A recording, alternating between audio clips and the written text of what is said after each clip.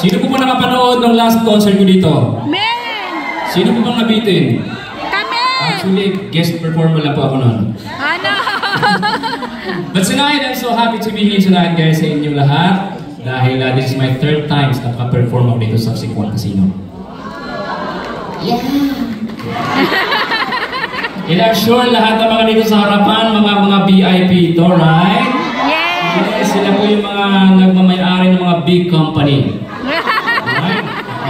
Sila po yung mga medyo mga mayayaman. Pero lahat po tayo dito, walang mahirap, walang mayaman, pantay-pantay po tayo dito. Kung mayaman kayo, mamigay kayo ng pera. Kung mahirap kayo, huwag gumalaw. Baka mabasag tayo dyan. Okay, so before anything else, I would like to thank my producer, Carney Benares. Maraming salamat. Thank you for having me here. Thank you for trusting